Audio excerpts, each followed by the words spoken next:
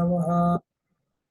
लम्बोदरं परमसुन्दरमेकदन्तं रक्ताम्बरं त्रिनयनं परमं पवित्रम् भूतद्दिवाकरनिभोज्ज्वलकान्तिकान्तं विघ्नेश्वरं सकलविघ्नहरं नमामि।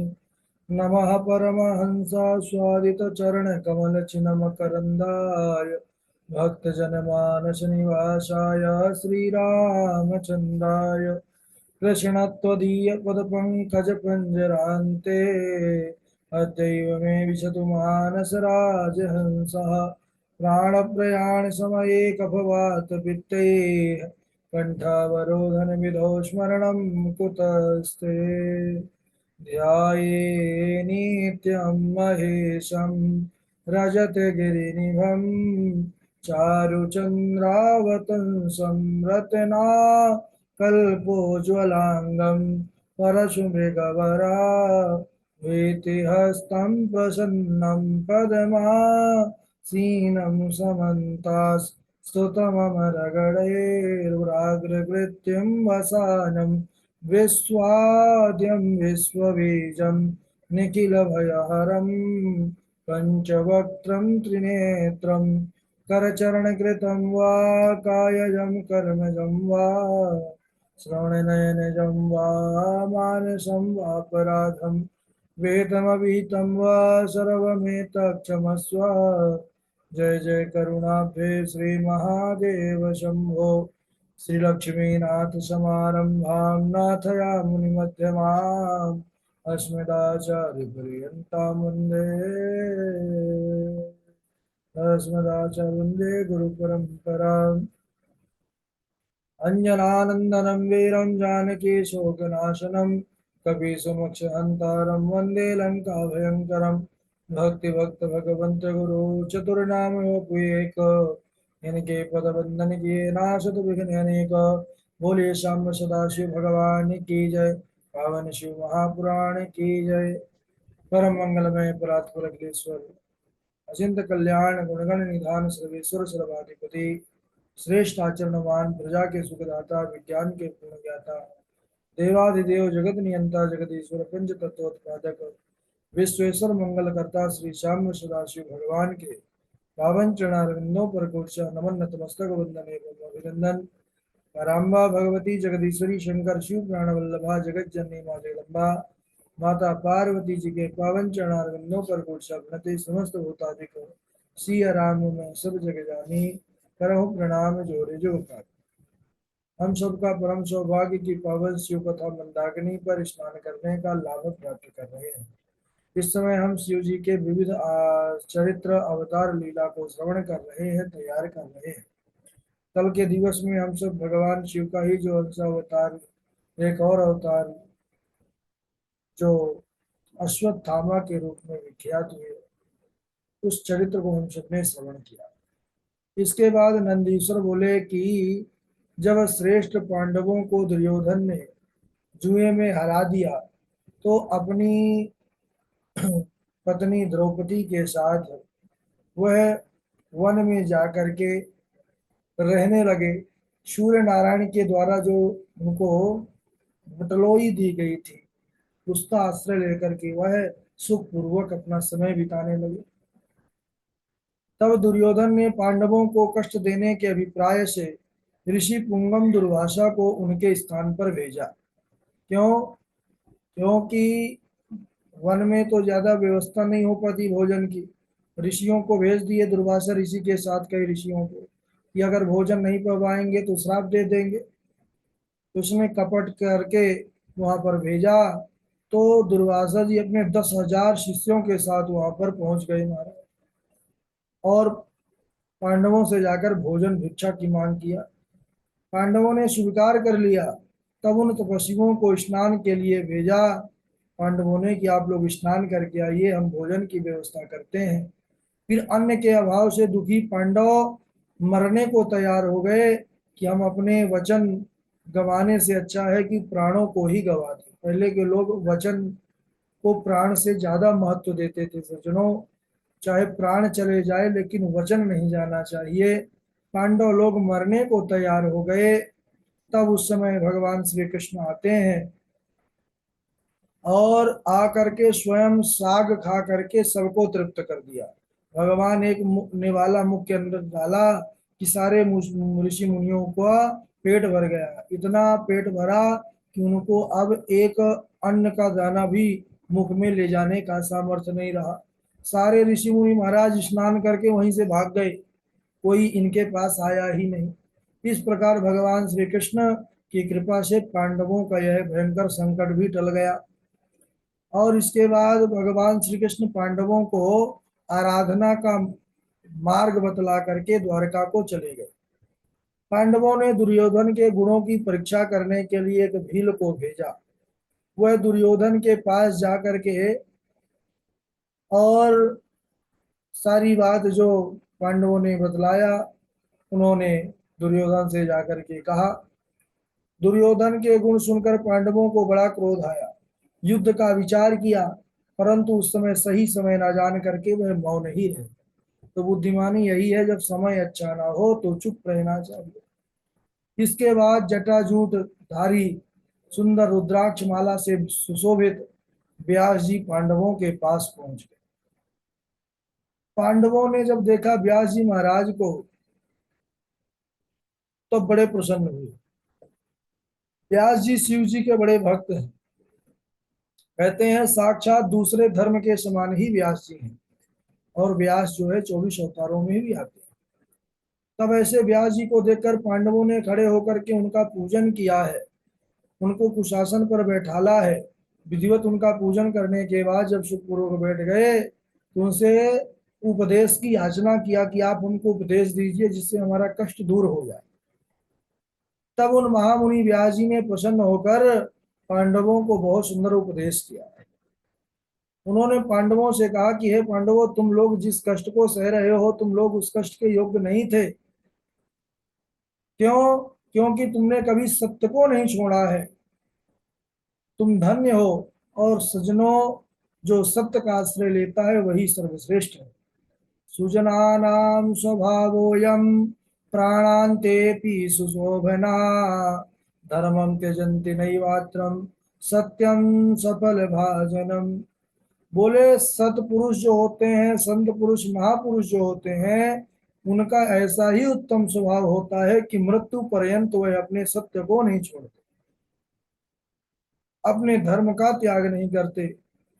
हमारे लिए तो तुम कौरव और पांडव दोनों समान ही हो, लेकिन बुद्धिमानों में जो धर्मवान होते हैं उनमें पक्षपात होता ही है। क्यों? क्योंकि महाराज जो धर्मावलंबी होते हैं वह ज्यादा प्रिय होते हैं। इसके बाद कहते हैं कि पहले तो अंधे धृतराष्ट्र ने लोभ के वश में स्वयं धर्म का परित्याग किया, जो तुम्हारा राज्य अपहरण कर लिया। उसने दुर्योधन को भी अनर्थ करने से नहीं रोका। लेकिन तुम लोग चिंता ना करो, क्योंकि जो बीज जैसा बोता है उसको वैसा ही फल मिलेगा।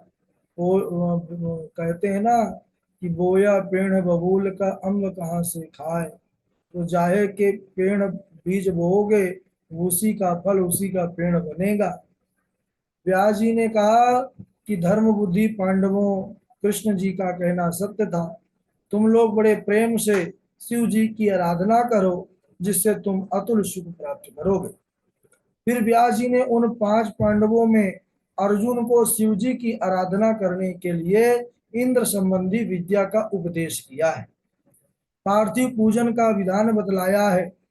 अर्जुन इंद्रकील पर्वत के निकट गंगा जी के तट पर सुंदर तप करने के लिए चले गए। सज्जनों, व्यास जी सब पांडवों में श्रेष्ठ जो युधिष्ठिर है वह व्यास जी से बोले कि महाराज आप हम पर कृपा कीजिए। तब उन्होंने युधिष्ठिर से कहा कि तुम सर्वदा धर्म में स्थित रहना धर्मराज, इससे तुम निसंदेह सर्वश्रेष्ठ सिद्धि को प्राप्त करोगे। व्यास जी शिव जी के चरणों का ध्यान करते हुए बड़ा सुंदर उपदेश दे करके वहां से अदृश्य हो गए।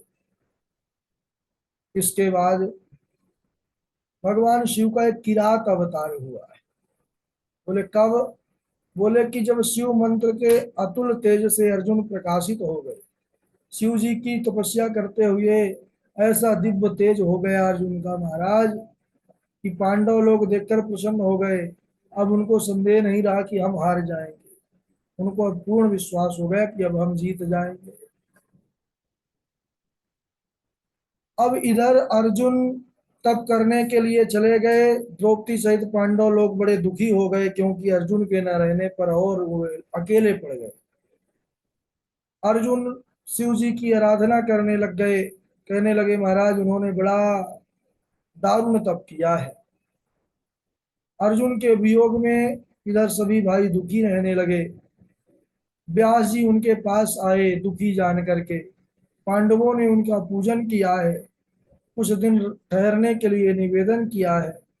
व्यास जी पांडवों के प्रेम के कारण रुक गए और सुंदर उन्हें तरह तरह के आख्यान कथाओं को सुनाने लगे और उनको संतुष्ट करने लगे। एक दिन धर्मराज युधिष्ठिर ने पूछा कि हे भैया, हे व्यास जी महाराज, यह बतलाइए कि हम ही सबसे बड़े अभागे हैं जो इतना दुख प्राप्त कर रहे हैं। ईदृशं चैव दुःखं च पुरा प्राप्तस्य कश्चन वयमेव परम दुःखं प्राप्ता तेनैव कश्चन। क्या इस प्रकार का कष्ट कभी किसी और ने पाया है? किसी के और जीवन में ऐसा समय उपस्थित हुआ है, या हमको ही ऐसा महान दुख मिल रहा है? व्यास जी बोले नहीं भाई, ऐसी बात नहीं है, औरों ने हमसे अधिक दुख पाया है। ऐसे ऐसे मनुष्य राजा हुए कि महाराज उनके दुख का वर्णन करना संभव नहीं वाणी के द्वारा। बोले कि पूर्व समय में निषद देश के राजा नल हुए, वह आपसे अधिक दुखी थे महाराज। हरिश्चंद्र, इन्होंने भी बड़ा दुख पाया।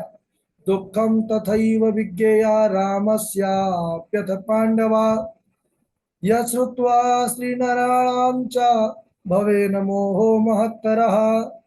बोले वैसा ही दुख वे पांडवों राजा रामचंद्र जी के जीवन में भी आया। क्यों? आज भी जब राजा रामचंद्र जी वन गमन करते हैं तो श्रोतागणों के आंखों से आंसुओं की धारा चलने लगती है, कहने वाला सुनने वाला दोनों रोने लगते हैं।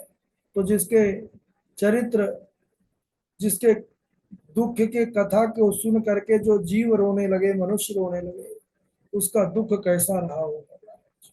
बोले जिसे सुन करके स्त्री पुरुष को अत्यधिक कष्ट होता है आज भी, तो बहुतों के जीवन में कष्ट आया है। इस प्रकार बड़ी सुंदर कथा है। अभी आगे और उपदेश करेंगे, लेकिन थोड़ा सा हमारा गला इस समय सही नहीं है, तो थोड़ा दर्द हो रहा है उसमें, इसलिए आज यहीं तक। बोलिए सदाशिव भगवान की जय।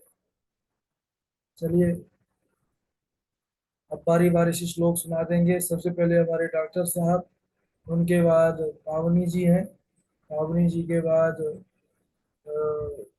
नंद जी हैं, गगन जी हैं। चलिए स्वागत है।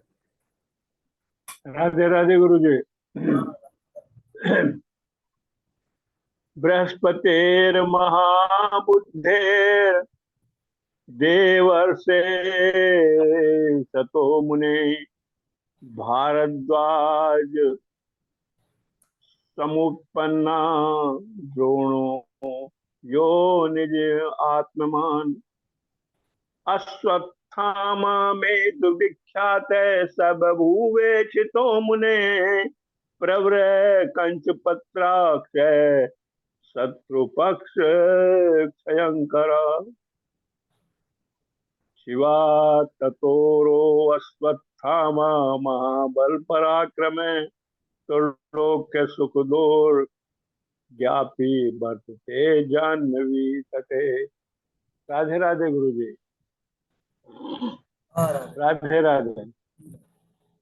पावनी आप सुनाइए। राधे राधे गुरु जी।